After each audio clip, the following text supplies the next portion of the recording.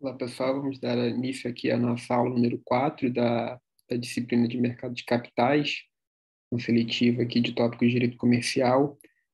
Hoje a gente vai falar sobre o regime de divulgação obrigatória de informações no mercado de capitais e vamos começar a falar também sobre um dos emissores, né, de valores mobiliários que atuam no mercado, que talvez seja o principal deles atualmente, que são as companhias abertas. Nas próximas aulas, a gente vai ver também as outras categorias, né, de emissores, mas começamos hoje pelas companhias abertas. Bom, mas primeiro, para a gente falar um pouco aqui sobre os fundamentos, né, e o regime obrigatório de divulgação de informações no mercado.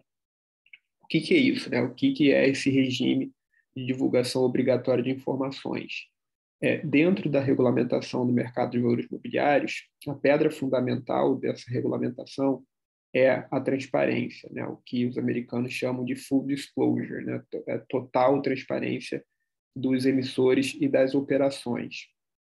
Isso nada mais é do que uma obrigação dos emissores dos valores imobiliários de divulgar ao público investidor informações, né, sobre os seus negócios e sobre as ofertas públicas de distribuição, de aquisição que elas realizarem, né, no mercado de valores imobiliários. E essas informações elas têm a função de subsidiar as decisões de investimento, né? Então, as decisões de investimento no mercado de valores imobiliários não são decisões que são tomadas no escuro ou decisões que o investidor toma contando com o acaso ou com a sorte, né? Óbvio que o investimento ele tem algum grau de aleatoriedade, né? Porque você não tem como prever, né, na maioria das vezes, se aquele investimento vai te dar lucro ou vai te gerar uma perda. Todo investimento, até os investimentos mais seguros, oferecem algum grau de risco, mas as decisões de investimento, ainda que elas comportem esse grau de incerteza, devem ser decisões informadas. E a importância, né, dessas decisões serem informadas com base, né, em dados verdadeiros divulgados pelos emissores de valores imobiliários é que quando o investidor decide, né, participar de um determinado investimento, decide adquirir determinado valor mobiliário, ele está, ao fim e ao cabo, né, alocando parte do seu capital naquela atividade, né? Então, quando a gente fala de eficiência no mercado, um dos aspectos dessa eficiência é justamente a eficiência alocativa, né? Os melhores empreendimentos devem receber a maior quantidade de capital no menor custo, né? Então, os melhores empreendimentos devem ser privilegiados pelos investidores e essa seleção dos melhores empreendimentos acontece por meio da divulgação de informações que os próprios emissores divulgam, né, para o mercado. Então, a primeira, né, a primeira grande motivação desse sistema de divulgação obrigatória pelos emissores de valores imobiliários é isso, é evitar uma seleção adversa, porque a teoria diz que se o mercado não possui informações suficientes, se os investidores não possuem informações suficientes para saber quais são os bons negócios e quais são os maus negócios, os investidores vão tratar todas as oportunidades como maus negócios, né? Porque, na dúvida, você presume o pior. Você presume que todos os investimentos são ruins, porque aí, se ele de fato for ruim, você perdeu dinheiro, mas não perde tanto assim, porque você já tinha dado um desconto antes, né? E se for um bom investimento, você vai ganhar muito dinheiro, porque você tinha partido do pressuposto de que aquele negócio era ruim. Mas para o funcionamento do mercado como um todo, essa lógica em que todas as oportunidades boas e ruins são tratadas como oportunidades ruins por falta de informação, isso é uma situação muito indesejável, né? Então, isso que se chama de seleção adversa, né? Quando você faz uma seleção às avessas, né? Ao invés de você selecionar o melhor, você parte do pressuposto de que todo mundo é ruim. Isso acontece num ambiente que não tem informação. Então, a obrigatoriedade de divulgação de informações, ela visa também a evitar esse tipo de situação, privilegiando, né, a correta ou a mais adequada, né, alocação de capitais pelos investidores. E lembrando sempre que capital, né, dinheiro, poupança, é um recurso escasso, né? Não existe dinheiro infinito no mundo real. Então, como é um recurso escasso, ele tem que ser alocado de uma forma mais adequada, suficiente para garantir que o mercado vai funcionar da melhor forma possível. Um outro objetivo desse sistema de divulgação obrigatória de informações é mitigar problemas de agência, né? O que são os problemas de agência? Problemas de agência, eles ocorrem quando você tem uma parte que age em nome da outra ou uma parte que administra o patrimônio de outra, né? E quando você tem esse tipo de situação, você tem de forma inerente um conflito de interesses, porque se você está administrando o patrimônio alheio, qualquer perda que você tenha na administração desse patrimônio vai ser do dono do patrimônio e não sua perda, né? Então, quando uma pessoa administra patrimônio que é de outra pessoa, né, de um terceiro, ela tende a ter uma avaliação de risco um pouco mais, né, arrojada, menos cuidado, enfim, aquele negócio. Se não é o seu patrimônio, você não tem tanto cuidado como deveria, como teria se estivesse administrando o seu próprio patrimônio. E aí, nessas situações, se caracteriza uma relação de confiança, né? Que a gente convencionou chamar no direito societário, no direito do mercado de capitais, como uma relação fiduciária. Então, aquele que tem o seu patrimônio administrado confia no administrador do patrimônio e essa confiança, obviamente, gera alguns deveres, né, que vão para além daqueles deveres gerais que a gente estuda no direito civil de boa-fé, lealdade, diligência, né? Essa relação fiduciária, ela cria uma série de regras também regulamentares que a CVM, né, aborda nas suas normas. E em que tipo de situação, né, que você pode ter relação de agência?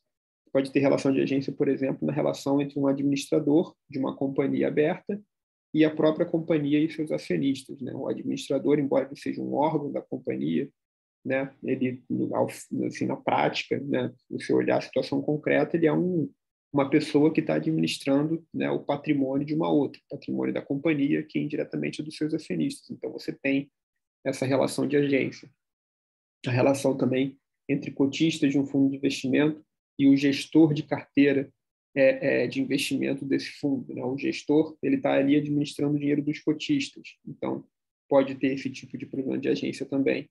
Então, a divulgação de informações é uma forma de você mitigar esses problemas, né? Porque se o investidor tem informação do empreendimento e ele detecta ali algum problema, né, o patrimônio não está sendo administrado de forma adequada, ele pode destituir aquela pessoa, né? Os acionistas de uma companhia aberta podem destituir o administrador. Os cotistas de um fundo podem destituir o gestor, e assim por diante.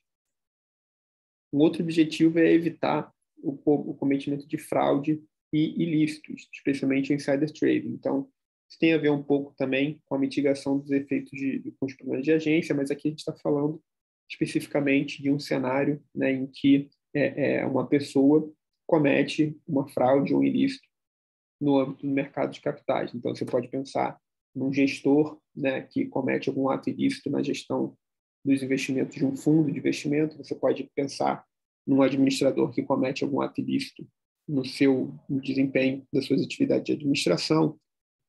Enfim, diversos outros exemplos. Então, na medida em que você tem a transparência, né, você consegue ter um cuidado maior, né? O investidor, ele consegue acompanhar mais de perto as atividades daquela pessoa que tem a sua atuação regulada, né, sujeita às normas da CVM, e aí, eventualmente, né, detectando algum problema, o investidor ele pode ajuizar uma ação, pode fazer uma reclamação na CVM.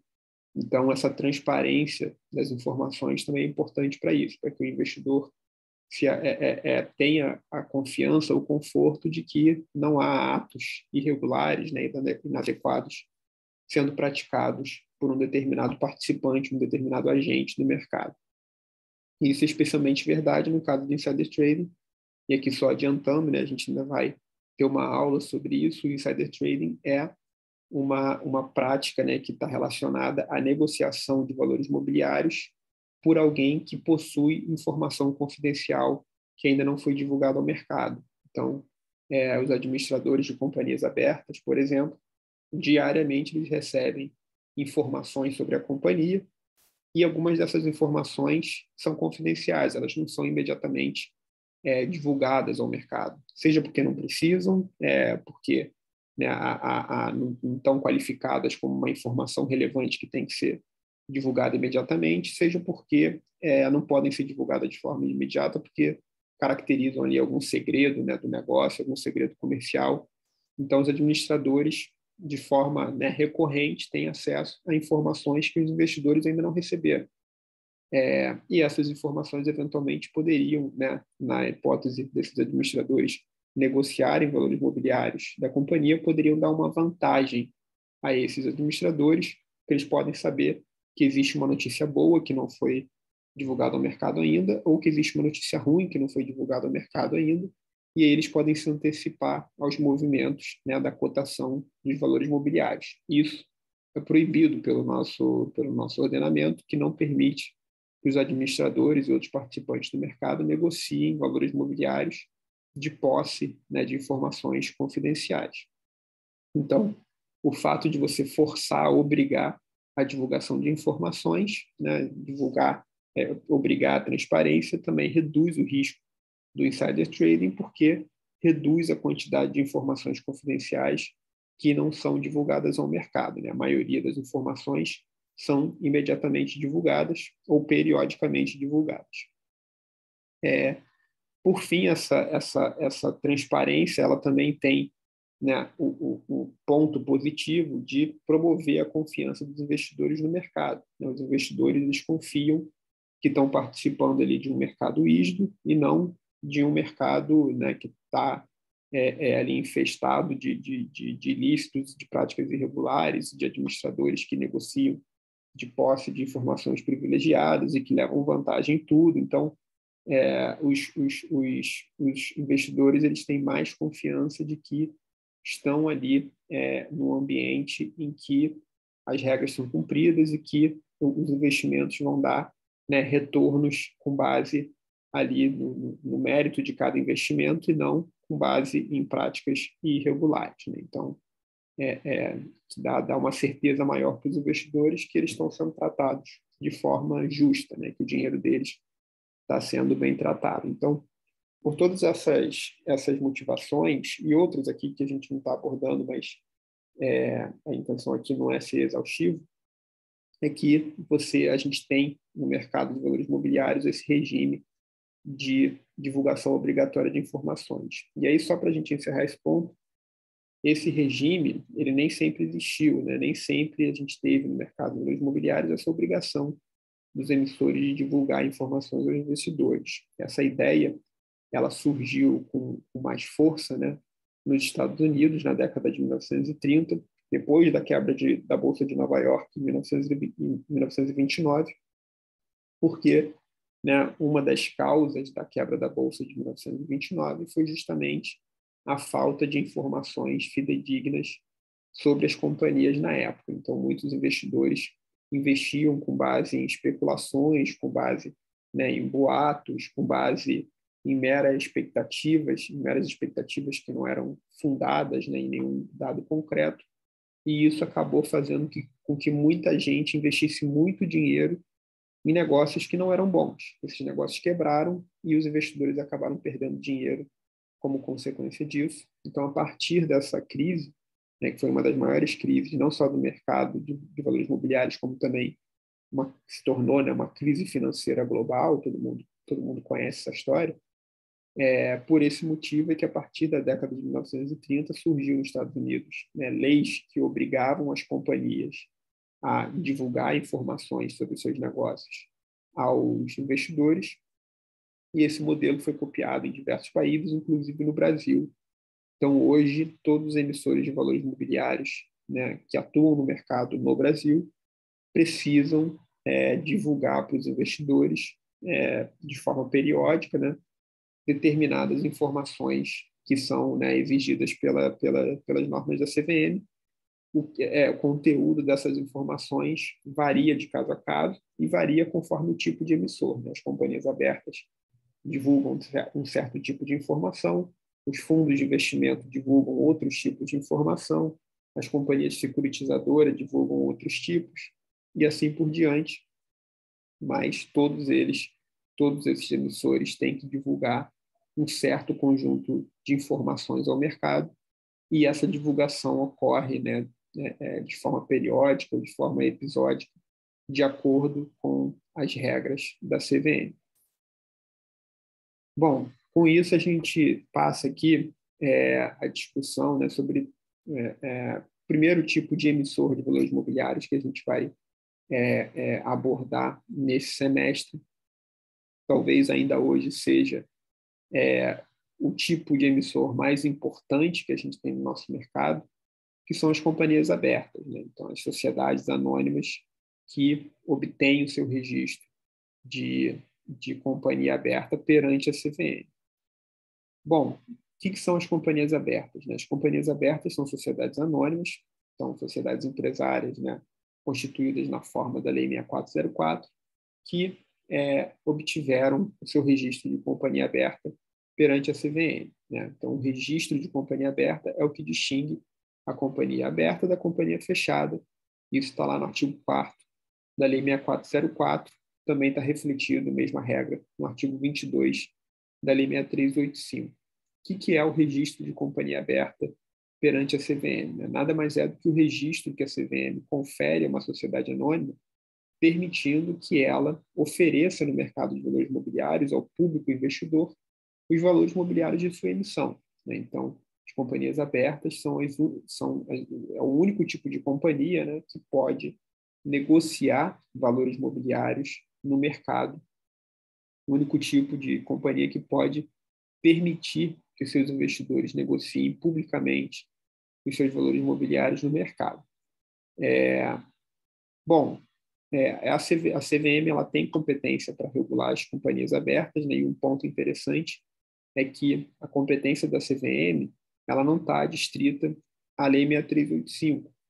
Então, a gente viu lá nas primeiras aulas que a CVM é uma autarquia que foi criada pela Lei 6385, ali como a autarquia responsável por regulamentar, fiscalizar e supervisionar o mercado de valores imobiliários, mas por força do artigo 8º, inciso 1 da Lei 6385, a CVM ela também tem competência para regulamentar as companhias abertas, inclusive no que diz respeito às regras dispostas na Lei 6404, na Lei das Sociedades Anônimas. Então, a competência da CVM ela abrange as duas leis, a Lei 6385, que é a lei que rege o mercado de valores imobiliários, e a Lei das Sociedades Anônimas, Lei 6404, que é a lei societária, né, que rege as sociedades anônimas. A Lei 6404 ela estabelece a possibilidade da CVM dividir as companhias abertas em categorias. Essa divisão ela foi feita pela CVM com base, né, no âmbito da Instrução 480 de 2009, né, no artigo 2º. A Instrução 480 de 2009 é a instrução da CVM vigente atualmente, né, que estabelece o rito, né, para que uma companhia obtenha o seu registro de companhia aberta. Então, todos os requisitos do registro estão dispostos na Instrução 480 de 2009, e a Instrução 480 de 2009 também estabelece quais são as informações que a companhia aberta precisa divulgar, né, aos seus investidores e acionistas. Então, essas informações, especificamente aquelas que estão dispostas na Instrução 480, são informações periódicas que as companhias precisam divulgar a cada trimestre, a cada ano e assim por diante. Então, dentre essas informações, né, a gente pode destacar as demonstrações financeiras, que são divulgadas anualmente, né, e devem ser auditadas também, porque as companhias abertas têm a obrigação de auditar as suas demonstrações financeiras. Existe também as demonstrações financeiras trimestrais, que são né, divulgadas pela companhia a cada trimestre, e também existe ali um documento muito importante chamado formulário de referência, que é onde, né, as companhias dão detalhes de todos os seus negócios, e esse formulário de referência também tem que ser divulgado de forma periódica e atualizado também de forma periódica pela companhia. Então, se algum investidor quiser conhecer todos os detalhes de uma determinada companhia aberta antes de decidir se ele vai investir nessa companhia ou não, ele pode consultar o formulário de referência e ele vai ter ali informações detalhadas sobre aquela companhia a respeito de diversos aspectos dos seus negócios, da sua estrutura societária, etc. Essa Instrução 480, ela, com base, né, na possibilidade que foi dada pela Lei 6404 de que a CVM poderia, né, dividir a companhia aberta em categorias, ela criou duas categorias, a categoria A e a categoria B. E a diferença entre elas é muito simples. A categoria A, né, a companhia aberta registrada na categoria A, ela pode negociar no mercado e oferecer no mercado de valores mobiliários qualquer valor mobiliário. Então, ela pode emitir debêntures, pode emitir bônus de subscrição, pode emitir ações e valores mobiliários conversíveis em ações e ofertar qualquer desses valores mobiliários no mercado. Então, a companhia aberta, inscrita, né, registrada na categoria A, ela não tem restrições quanto ao tipo de valor mobiliário que ela pode ofertar publicamente, né, e que os seus investidores podem negociar publicamente. A companhia aberta registrada na categoria B, por outro lado, ela tem uma restrição. Essas companhias elas podem ofertar no mercado todos os valores mobiliários que emitirem, exceto as ações e valores mobiliários conversíveis em ações. Então, a diferença entre a companhia aberta registrada na categoria A e a companhia aberta registrada na categoria B é simplesmente que a companhia aberta registrada na categoria B não pode ofertar e negociar, né, e ter negociado no mercado as suas ações ou valores mobiliários conversíveis em ações. Apenas a companhia aberta registrada na categoria A é que pode ter as suas ações e valores mobiliários conversíveis em ações negociados publicamente no mercado. Em consequência disso, obviamente, o registro da companhia aberta na categoria B é um registro mais simples, né? Porque se você não precisa, se a companhia aberta registrada na categoria B não pode negociar ações, não pode negociar valores mobiliários conversíveis em ações, logicamente, os requisitos, as exigências, né, que se impõem a essa companhia são menores, então ela tem um custo regulatório menor, né? Então, por que uma companhia optaria, né, por se registrar na categoria B? Geralmente, as companhias se registram na categoria B quando elas desejam apenas ofertar títulos de dívida no mercado, né? Então, quando elas querem emitir, por exemplo, debêntures.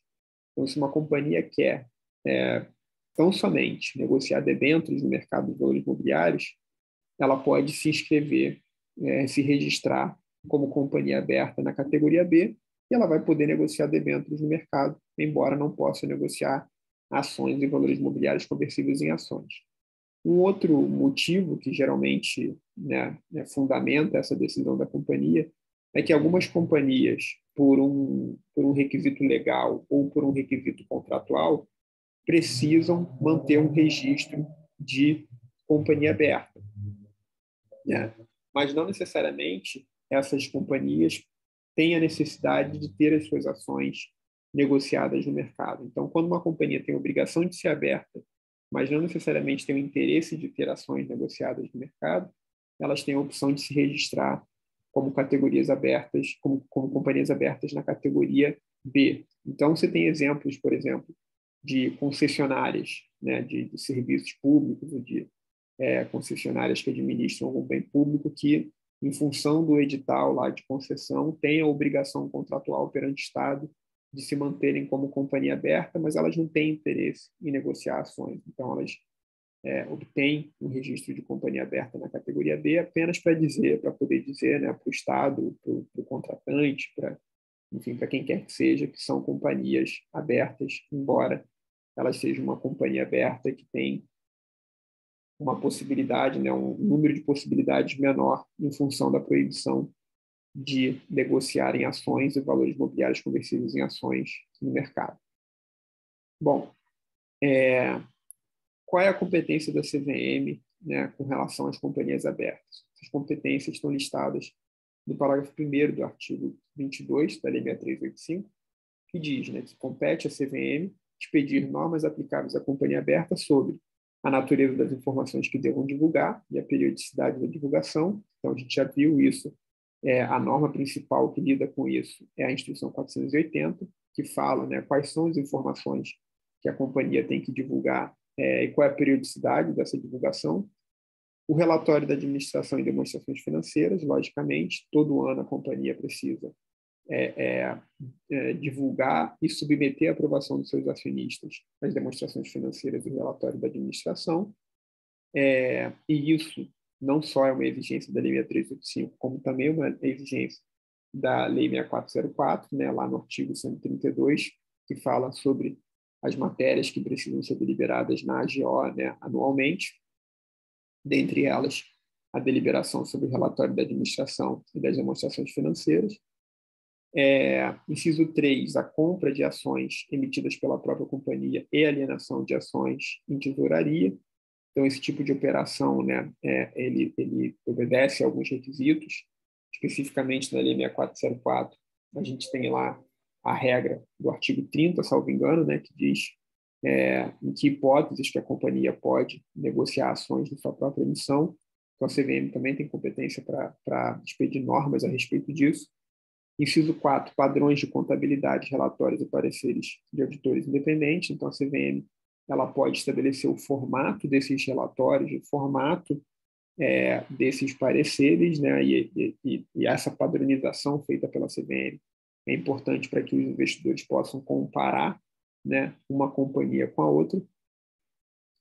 Inciso 5, informações que devam ser prestadas por administradores, membros do conselho, acionistas e minoritários relativos à compra, permuta ou venda de valores mobiliários emitidos pela companhia e por sociedades controladas e controladoras. Então, a CVM ela pode expedir normas que exijam, né, que os administradores das companhias divulguem que tipo de negociação que eles fizeram com os valores mobiliários da própria companhia.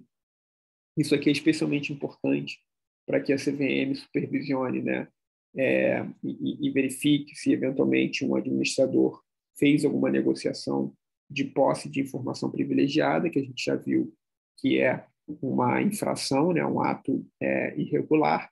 E aqui também um comentário importante é que lá na Lei das SA, na Lei 6404, a gente tem, no artigo 116A, uma obrigação muito parecida com essa, né, que diz que o acionista controlador e os acionistas que elegem membros do Conselho de Administração precisam também divulgar as negociações que eles fazem, né, com as mudanças de posição acionária que eles realizaram, que também tem esse objetivo, né, de permitir que os investidores e a CVM acompanhem se, eventualmente, uma dessas partes está realizando uma negociação de posse de informações privilegiadas. Então, esse tipo de competência aqui da CVM é importante por causa disso, para prevenir o insider trading.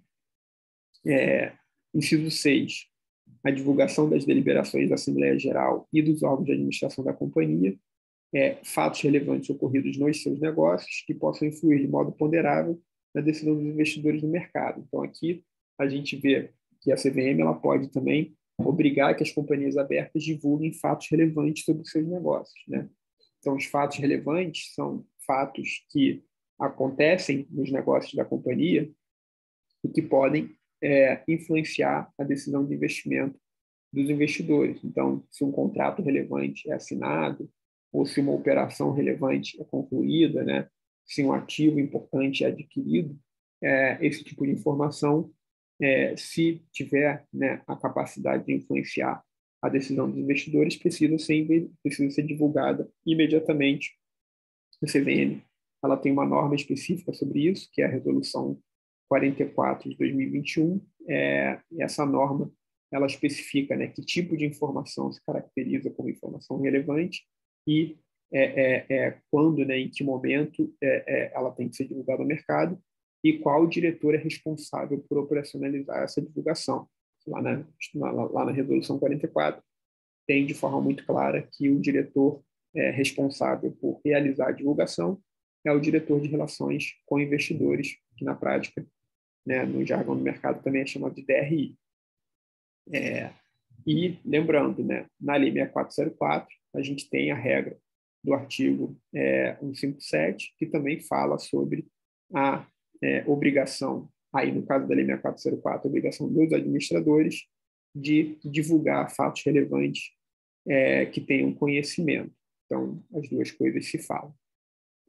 Inciso 7, realização pelas companhias abertas com ações admitidas à negociação de reuniões anuais com seus acionistas, entes do mercado, no local de maior negociação, para divulgação de informações quanto à respectiva situação econômica e financeira, projeções de resultados e resposta aos esclarecimentos que lhes forem solicitados. Então, aqui é uma regra um pouco geral, né, de informações que a companhia também tem que divulgar ao mercado. Aqui está falando especificamente de companhias abertas registradas na categoria A, né, porque são as companhias que têm as ações admitidas à negociação do mercado, e essas regras elas também vão estar lá dispostas na Instrução 480 da CVM.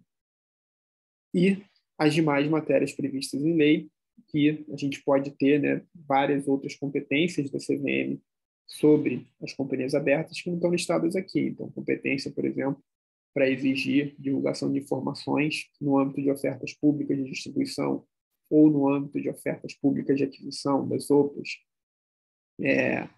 e outros tipos de informação também que a CVM pode pedir e competências que a CVM pode exercer com base na Lei 6404, que, obviamente, o legislador não quis listar tudo aqui para não ficar um artigo muito extenso, né? Então, já está tudo dito lá na Lei 6404, não tinha necessidade de repetir aqui.